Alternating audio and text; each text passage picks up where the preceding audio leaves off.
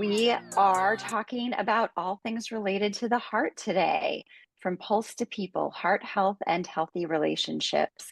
As you probably know, February is American Heart Month, a national campaign to raise awareness about cardiovascular disease.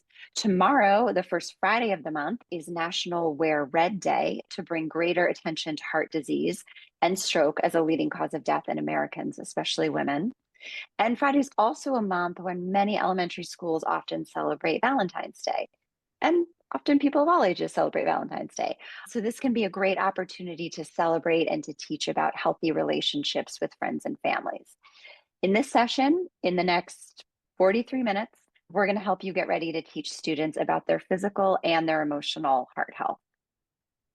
So I'm Lindsay, I'm with Hip Hop Public Health, and I'm joined by my colleagues Pixel and Jennifer, who will co-facilitate today's session.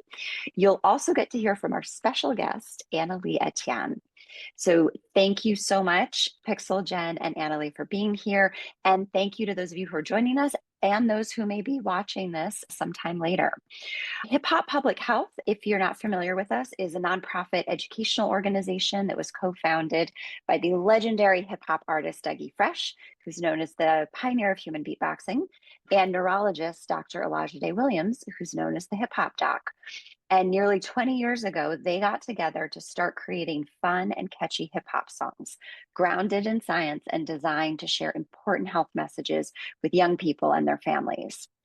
Today, we work with many artists, and we have more than 250 free, evidence-informed, multimedia health resources that can inspire people of all ages to care for themselves and those around them. And you can access those free resources 24/7 on our website. Today is one of our monthly prep sessions. This is our monthly webinar series for educators. And each month we spotlight one or sometimes a few of our toolkits and resources. We walk you through some really practical hands-on tips and strategies because we want you to be able to walk away from this prep session ready to use these materials in your classrooms. So we go quickly, we use the time efficiently. We want to inspire you, help you learn something new, and help maybe take a little work and planning off of your plate. So here's a quick look at what we're going to do this evening. We're going to start with the hook, where Jennifer will interview our special guest, Annalie, who has extensive experience in community and health education. I think you're going to be really inspired by that conversation. Then during the verses, Pixel is going to review a few of our different heart-centered toolkits so that you can think about and be prepared to bring them to your students. And then at the end, the remix is where we get to hear from you, where we all get to learn from each other. There will be space to ask questions, to share strategies and approaches that have worked for you, and for you to think about how you may make these lessons your own. A very quick housekeeping note, we are in a Zoom webinar, and in Zoom webinars like this one, you, the participants, cannot see one another, and we, the facilitators, cannot see you. However, you can message us anytime using the chat feature. When you do that, and you'll see the screenshot, the slide there, you can select whether just the hosts, meaning Pixel, Jennifer, Annalie, and myself, can see your comment or question, or whether you want to send it out to the whole group. You can also use the Q&A button to send us questions. All right, let's get into it. Jen, I'm going to hand it over to you. All right. Thank you, Lindsay. So again, today's session is all about the heart, all about how to take care of it, both the physical and the emotional heart. So in the Stroke You Don't Joke toolkit, we teach students what happens when physical heart health issues lead to a stroke. So it's all about stroke awareness and prevention. Secondly, we know how much our relationships are centered in our hearts, and that's where we can experience connection and hurt in our relationships. Through the ABCs of Me toolkit, we help our students learn skills like autonomy, boundaries, consent, so they can have the skills to develop heart healthy relationships with their friends and their family. Before we browse those toolkits, let's meet our special guest. And she is all heart, not only in her presence, but in the good work that she does to empower people with the skills to take care of their health and their hearts. Annalie Etienne is a New York State licensed practical nurse who believes in centering the holistic needs of each person as the cornerstone of good health care. Her nursing career began at just the age of 16 as the youngest in her class to attain state licensure and has continued over the last 15 years to include work with patients from birth through late adulthood in outpatient, inpatient, and community healthcare settings. Her background includes creating a school health program at the Palm Beach School for Autism to manage the needs of neurodivergent students and facilitate health trainings for staff. Annalie has also served as a Peace Corps volunteer in Belize as a rural health educator, where she co-developed their first health, family, and life education toolkit for primary school educators. And she collaborated with local community health workers to reduce the impact of health disparities. At the Columbia Center for Community Health, Annalie now lends her expertise to supporting the critical work of community health workers in improving the health, well-being, and quality of life for New Yorkers.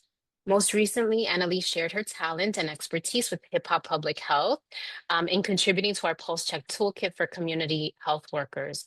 Please join me in welcoming the oh so very dynamic Annalie Etienne. Oh my gosh. Wow. Ah, That's what all you, girl. what a warm welcome. Oh my God. That was amazing. Thank you so much for Yeah. that. Well, thank you for being here. Thank you for sharing your time with us. I know how busy your world is. And when I hear that you became a nurse at the age of 16, And I'm so very impressed. Like, I know me at 16, and I don't know how you became a nurse.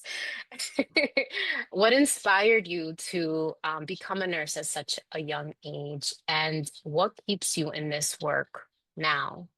wow, that's a great question. I grew up with a mom who was very much a nurturer and a caretaker. Mm, And so healing was a part of our everyday lives. mm, Since I was a child, there were many friends and family members that convalesced in our home. So I got to watch people get better, and I loved that. So when I got to high school, I had the opportunity to select from a few vocations, but choosing nursing meant that I could sit for a real state board exam as a high school student and get state licensure as a high school student. I was like, I mean, that was just an opportunity I couldn't pass up. that's I'm amazing. glad I passed. Lord knows I was terrified, but I'm glad I passed. Well, I am too. I am too. And the people that you've served, I'm sure, are very happy too. Because as Lindsay mentioned, February is Heart Health Month, right? To bring attention to our cardiovascular health. And Annalie, you're someone who has been in the healthcare field for quite some time. So I'm sure that you've heard a lot. I'm sure that you've seen a lot. And so when it comes to heart health, what is it that you're seeing out there in the field? And what are some of the key messages that you think people are missing Hmm. when it comes to their heart health? Okay. I think like by and large, there is a lot about the heart that I think we take for granted. One, just how much work the heart is doing on a daily Mm, basis. It is literally beating 100,000 times a day at least. Okay, that's counting at rest. That's not counting, exercise and all of that.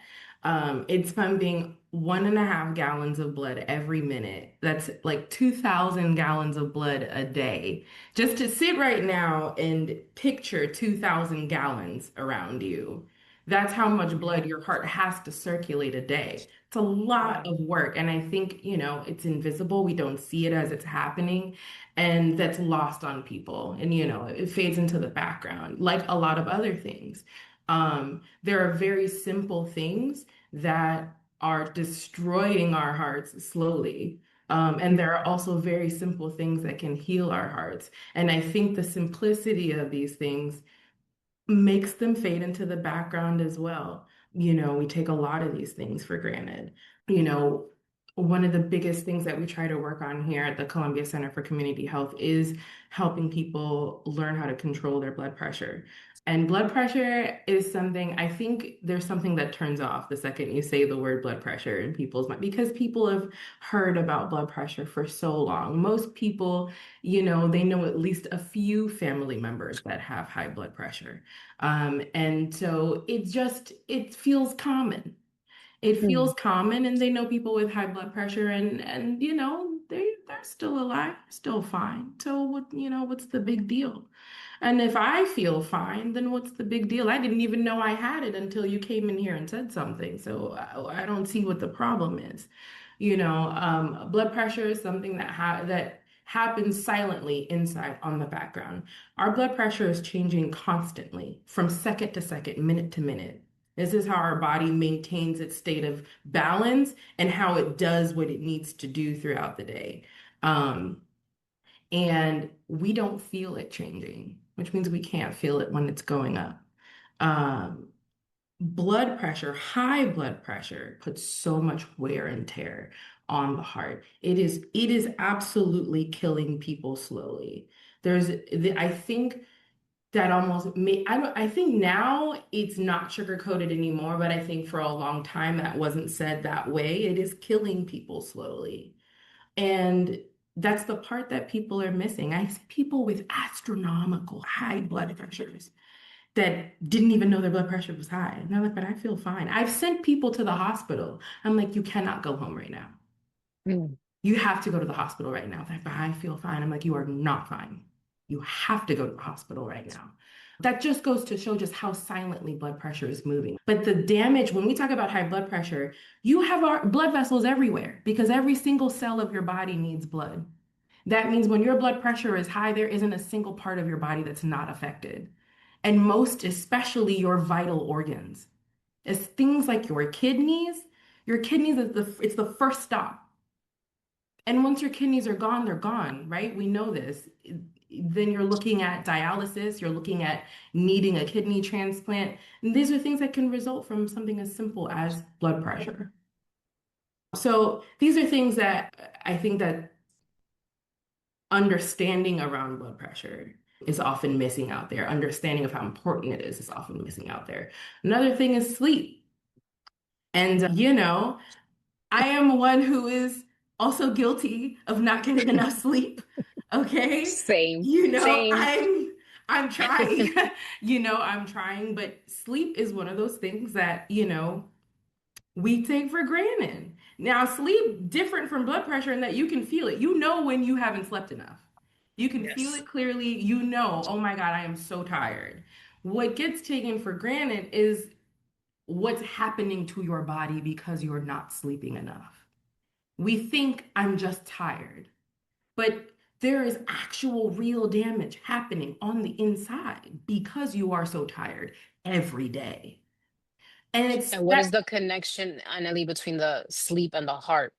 yes, so with sleep and the heart, directly right away, off of one night of not enough sleep, your blood pressure is up the next day. Mm. That's immediate. And although, so off of one night, that's a temporary change, it'll be up that day, you get some rest, it'll probably go back to normal the next day. When we talk about being regularly, consistently sleep deprived, your body creates a new state of normal for yourself.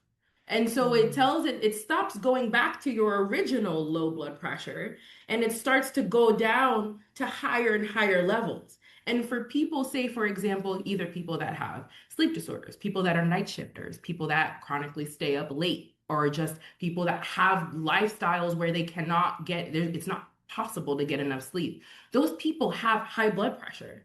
And where it might seem like it came suddenly out of nowhere, I had just developed out of the blue, it resulted from the lack of sleep. Mm. And so that's another thing that people just don't know that just getting better sleep, you could be helping your heart. There's actual science that people that are sleep deprived have a higher risk of developing heart disease and stroke and die younger. Um, just from sleep. just from sleep, just from Mm, sleep. wow. Yeah, Yeah. Well, thank you for sharing that. It gives us a lot of information in terms of the like our physical heart health and the power that we have that we, like you said, take for granted what the heart is doing every day, working so hard for us, and we're not necessarily mindful of it because it goes unnoticed. And our session today, we're going to talk about both physical heart health and emotional heart health. And we know that relationships and social connections um, have a big impact on both. And I'd love to hear your perspective as a nurse, as an educator, as a trainer on what you think the connection is between heart health and relationships. yeah. I mean, the link between the two is inseparable. It's a very, very strong link. They've been studying this for years. There's enough science to tell us that good relationships, healthy relationships, help you live longer. And not only live longer, but have better physical health. It doesn't mean that things have to be perfect. It just means when I say healthy, what it means is that you feel supported by the people that are in your life. You feel like you can count on these people to have your back. So even if there are fights, there may be arguments, what have you, but you know someone's got me. And it's that feeling. They've narrowed it down to that feeling that someone's got me Mm. is what helps improve heart health and improve the quality of life that we have. And I'm also not just talking about romantic relationships here either. Really, what the science has shown is that it is a strong societal network, a network of relationships. That is really the key. It's protective of the heart, protective of the health of the heart. Absolutely. Yeah. Absolutely. Yeah. And what do you see in terms of when that's not in place? How is that impacting the heart? It's the in it has this in this it has just as much of an impact, but in the opposite direction. One of the biggest things is that being in healthy, loving relationships helps lower stress hormones. And stress hormones do a lot of damage to our body in a prolonged state. Right? The stress hormones help us temporarily, but they're meant to exit our bloodstream quickly. Just as quickly as they arrive, they're meant to be gone just as quickly. Mm. And without having healthy, loving relationships, there isn't something to sort of bring us back down sometimes when we need. And so people end up with higher levels of stress hormones. And that causes damage everywhere, including at the heart level. They're still working on figuring out exactly, the mechanics of all of that. But it's very clear. It's very clear that that happens. Yeah. Yeah. Thank you for that, Annalie. For our last question in our time together, as we mentioned earlier, the toolkits that we're going to talk about are all about educating students about heart health. Why do you think educators should prioritize teaching lessons like stroke, ain't no joke, ABCs of me, to their students in service of their heart health and also that of their loved ones and their friends and their communities? Yeah. Um, I think if anything, I hope people will take away that, who you choose to be with and who you surround yourself with can either shorten your life or extend it. And I think the younger that you get that message across, the easier it is for it to stay, the easier it is for it to stick. Children are much more open to learning new things than adults are. Okay. And I say that as an adult who like doesn't like, I just don't want to hear it sometimes, as we all do. And sometimes the only way you can get information into a household is through a kid, you know? I think anyone who's a parent has had a kid, come home and be like, "Mommy, Daddy said that we are not supposed to eat this anymore. And this is bad. No, we can't have this. Or like, Mommy, we have to do more of this. And like, is it annoying? Probably. But is that house probably gonna be a little healthier because of that? Yes. And it also means that you have the potential of creating a healthier adult in the future. Someone Mhm. who's better armed to face the world. Um, Oh, yeah. so, that's what I think about. That's what I think about these toolkits. Not to be cheesy or corny, but it's seeds that you're planting for the future. It's so much harder to change once patterns are already built. And if you can build healthy patterns from the beginning, there's nothing to change. And that's where I think these teachers can come in. I love that. I love that so much. Thank you, Annalie. Thank you for sharing your heart. Thank you for sharing your wisdom with us today. It's clear that you followed in your mom's footsteps as a healer. Thank you. Oh Um, gosh, it made me cry. Oh man, you're thank you. you're a real healer. And thank you for the work that you do in the community that you're doing right now, right? And just know that people are feeling the impact as you train the community health workers to go out into the community, to go out into their families, to go out into their churches. Just know that starts a lot of it with you, with what you're Oh, bringing. thank you. Um, yeah, and I'm excited for you and the work that you will continue to do. Thank you so much. It's Thank been a you. pleasure being here and being with you all. Thank you. Mm. So we'll see you later today. Yes, Stay I will put. be right here for Q&A later. Thank you. Thank you. All right, I'll pass it on to Pixel and the verses. That was fantastic. I really loved getting to hear about your life's work, Annalie. Thank you so much, Jennifer, for helping bring out all of those points. I honestly feel truly re-inspired around these lessons and around this content. And my brain is so like moving with excitement about the connection between our heart and our relationships and our physical heart. I am going to talk about the Stroke Ain't No Joke and the ABCs of Me. Also, my name is Pixel. I'm a former high school health teacher and the author or co-author of many hip hop public health lessons, including these two toolkits that we will look at today. And I find Annalie, what you were saying is such a great reminder that also, no matter what feelings we have as teachers about whether we're the right person to teach these lessons, it's a good reminder that we're the one who's there to do it. And these lessons are so important. They have their own inherent importance. So whether we fumble through it or we're like a pro the first time we try, it's okay. It's part of the learning. So these lessons I will share. I want to highlight two health education standards that we will be focusing on with today's toolkits. The first one is standard for communication. Students will demonstrate the ability to use interpersonal communication skills to enhance health and avoid or reduce health risks. And the second is standard 8, which is advocacy. Students will demonstrate the ability to advocate for personal, family, and community health. Our toolkits today will help empower students with the skills to communicate with others and to advocate for themselves and their family, as we've seen discussed with Annalie and Jennifer. So I want to walk you through Stroke Ain't No Joke. If you attended our prep sessions in October or watched the replay, we did a walkthrough of this toolkit.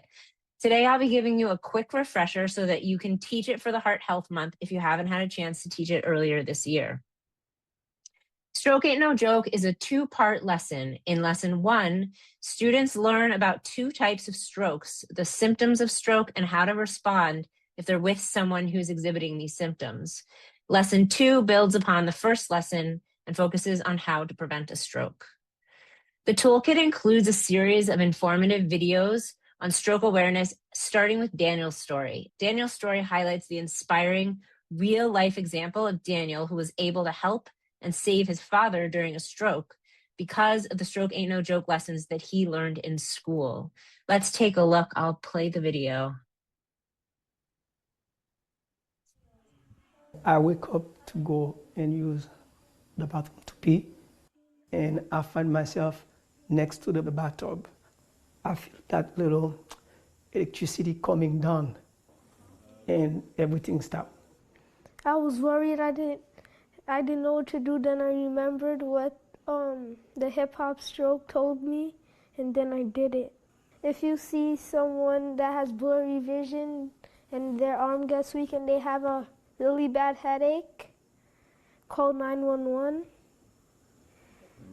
Daniel, I think because of his knowledge, he knew what the right step to do, call 911. I probably would be more panicky, but they gave me strength from how they behave and how they spoke to the 911 operator. It gives you a second chance in life, because I probably would have lost him.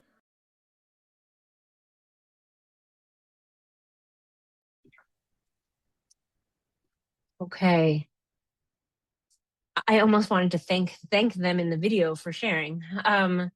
So as you can see, this I'm going to tell you what it is involved in the lesson that Daniel had taken. So these lessons teach about strokes using instructional videos developed by Hip Hop Public Health. This video teaches important information, this one here, about our brains and how they control the entire human body. Students also learn the definition of a dry stroke or an ischemic stroke versus a wet stroke or hemorrhagic stroke. The video also offers multiple choice questions to check for understanding.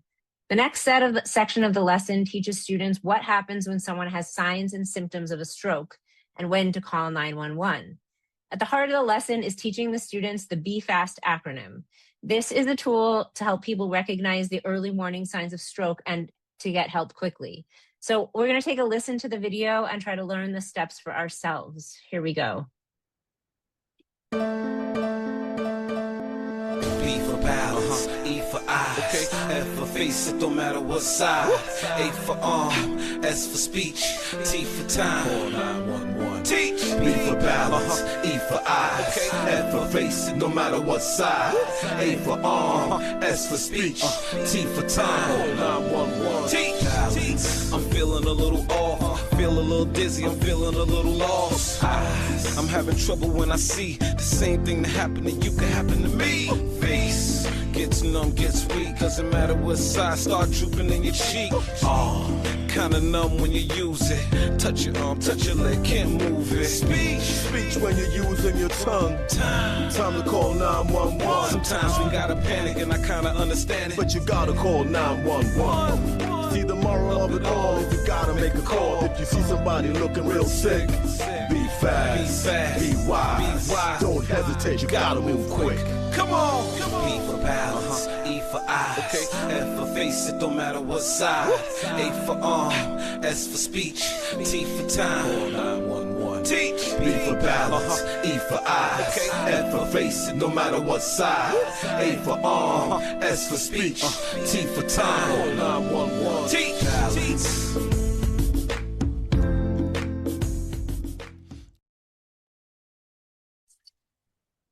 I don't know about you, but when I started working, I didn't know about the warning signs of stroke until I actually got introduced to these Hip Hop Public Health tools, and I've been sharing this video around with friends and family ever since.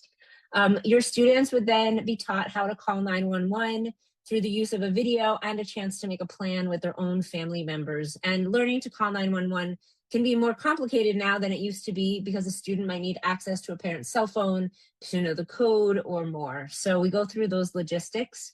And then the lesson gives students a chance to role play how to recognize and get help for someone suspected of having a stroke. In other words, putting the skills together. Lesson 2 focuses on learning how to keep your brain healthy through exercise and the foods we eat through videos like this one. It also uses our large collection of height breaks to offer fun ways to get extra movement and exercise, which are part of a healthy lifestyle that can prevent strokes. The lesson ends, as do all of our lessons, with encouraging students to share what they learned with their families, since ultimately it is the adults in the families who are more at risk for strokes and need this information. That is the Stroke Ain't No Joke toolkit, and I want to now introduce the ABCs of me. This toolkit teaches students the skills to create heart-healthy relationships. Why? So many reasons why. So many reasons why, but we know that these lessons are so critical because they present skills that are necessary for children to learn to support them in their daily life with friends, classmates, teachers, and family members, both now and in the future. So what are the ABCs in this case? So with this toolkit, the ABCs stand for autonomy, boundaries, and consent. And they are represented by these three characters, Aria, Ben, and Charlotte. For each grade level, and there's a K through 2 series and a 3 through 5, there's a lesson for each topic with a video featuring each character and their theme. These lesson topics were chosen based on research about where there was a need for lesson materials at this age level. So while these topics are often taught in middle and high school connected to sexual health, there was very little available to talk about them with younger students and in a non-sexualized context. So let's go through the different definitions. We have autonomy, and these lyrics come straight from the songs.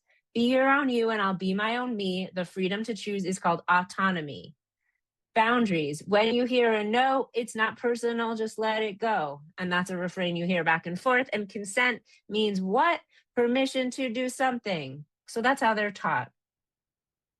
Aria shares that autonomy is about helping kids recognize they have choices over their bodies, feelings, and actions. It gives students a sense of control and self-trust. Ben talks about boundaries to help kids understand where they end and where others begin. When students can name what feels okay or not okay to them and respect that in others, they build healthier relationships. With Charlotte, students learn that consent is about asking, listening, and honoring someone's requests, needs, and wants. It teaches respect and helps prevent harm.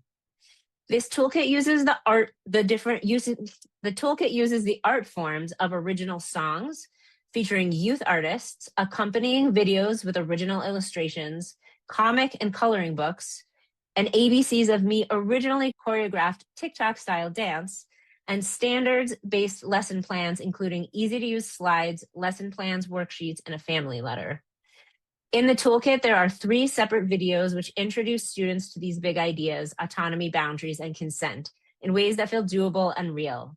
In the interest of time, we made a compilation, which we won't be playing for you today, but we will send in the follow-up to today's workshop.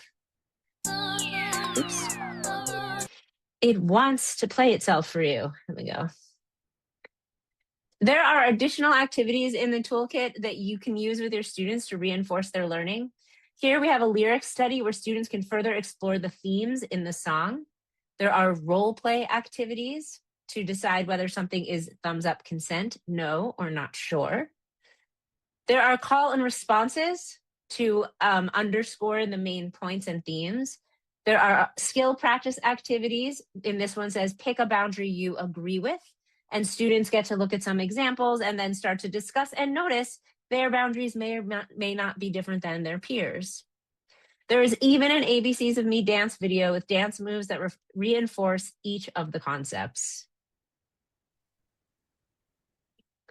These are our comic and coloring books available for download on the website. And if you sign up for our newsletter, you may have the opportunity to request comic and coloring books. For those of you who are here with us live, you have the special opportunity to order your own set of comic and coloring books right now. The link will be going into the chat. That is the overview of our toolkits. And we're going to get a chance to answer questions from all of you. So I will bring up, I believe, Lindsay or Jen, and we will take questions from all of you. Yes, great. Thank you, Fixel, for walking us through that. So we have a couple questions coming in here. Let's see. Let's start with one about stroke ain't no joke. So we have a question here. Will teaching younger children about stroke be too scary or complicated for them? Annalie, I'm wondering if you might want to take a pass at this first, and then Pixel, maybe you want to chime in since you were the author of the actual toolkits, and I know you worked with a lot of educators in that process. So maybe 2-part answer. Annalie, you want to kick it off? I think kids can handle a lot more than we give them credit for.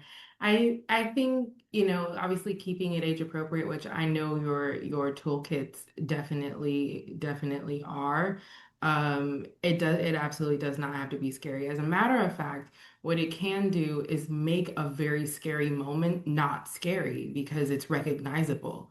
They can see something happening weird with a family member.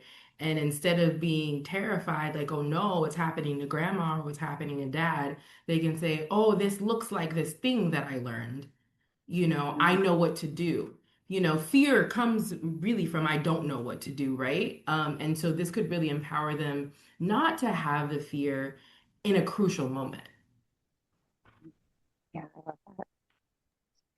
Yeah, I love that. And I would add, your students. So this toolkit was designed for grades 3 to 5. It easily can be scaled up for older students. And if you're looking at younger students, it might depend. There are students whose relatives have had strokes, so they are already familiar with, or the class has become familiar with the topic. I do know some young people, and when we talk to educators who think it would really scare their children or their students, especially on the heels of perhaps other traumas, either in the community or nationally, where they're already on alert. And so you can think about how to present it, but also all of these toolkits are adaptable. They're in Google Slides, so you can also remove parts of them or stagger how you teach parts of them so that they're in small enough bite-sized bits, or they're unfold over the course of the school year. As the students mature and become more comfortable with you teach different parts of it. So there is a lot of room. And I think what Annalie was saying earlier, this is really a life-saving skill that you're teaching them. And so sometimes we are scared by things, and things are scary. And that's also something you can teach along with it. Great. Thank you, Annalie. Thank you, Pixel. We have a question about how folks can access these toolkits. So I will put the links in the chat. Another question we have here is about whether we have any materials for families. Pixel, can I hand this one to you? Yes, of course. Yes, each lesson plan has a letter to the families so that teachers can communicate what the lesson is about and how to find the links and the key information about the topic. Also, most of these toolkits have take-home worksheets or components to go home and continue the conversation at home. And like I mentioned, at the end of each lesson has a specific ask of the students about how to communicate when they go home. This is a great question. Thanks for asking. Yeah, love that question. And the other one is kind of related in a way, actually. Do you think that I should talk to my principal before teaching these lessons? I can answer that. I mean, I think we would say, whatever you would do with any new materials, you can do with these. So whatever your approval process is in your school. And if for some reason you're not sure, just ask a colleague. They'll be happy to share what the process is. We do have formal lesson plans within each lesson, which is usually what a teacher would share with their administrator, that goes through the standards-based background. It gives an overview of the lesson, and it has the whole lesson plan there with the little mini slide thumbnail so that the person can get a sense of what is inside the lesson. We're all also happy to support if someone needed to reach out to us with questions. Yeah, we get this question a lot, and we've talked with a lot of different teachers and educators around the country who have taken different approaches kind of based on what their school policies are, school culture. So yeah, and as Pixel said, we're here to support. Okay, I think that covers our questions, which is great because we just have a few minutes left.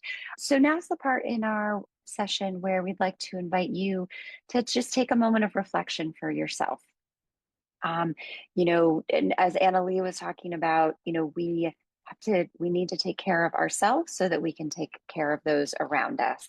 And this is a great time to think about what's one heart healthy action that you might want to take for yourself after this session. Did you learn something? Or were you inspired by something that you want to apply to your own life? And then what do you want to share with your students and families? So I invite you to think about that. If you want to share anything in the chat, you can, but certainly no obligation to. And while you're thinking about that, I will just note that our next prep session is March 4th, so just about 1 month, and it's all about nutrition, specifically how we can teach nutrition through music and joy and approach it in a really positive and affirming way for young people. We'll be covering a few of our different resources, including Eat the Rainbow, talk about salt and little sugar. It should be a lot of fun, so we hope you can join us for that. And with that, if there's any final questions, we invite you to share those with us. But otherwise, we wish you a really wonderful remainder of your evening or whatever time of day you might be watching this webinar. And we really want to thank you for joining us and for taking time out to really think about how to care for your heart and to how to help your students and their families also care for their hearts in all of its many dimensions. And before we hop off, I just wanted to shout out, we have Kelly saying in the chat that the ABC's lessons have been amazing, and she looks forward to trying out this one. So thank you so much for sharing that. And we had someone asking if you have to log into the website in order to see these lesson plans. The answer is yes, you do log in, but after you've logged in the first time, the website will save your login if you're on the same computer. And it's just collecting very basic information that helps us with the funding to make sure that these are free for you. So it's quick and easy, and then everything inside is free. Thank you so much for your questions and for being here tonight.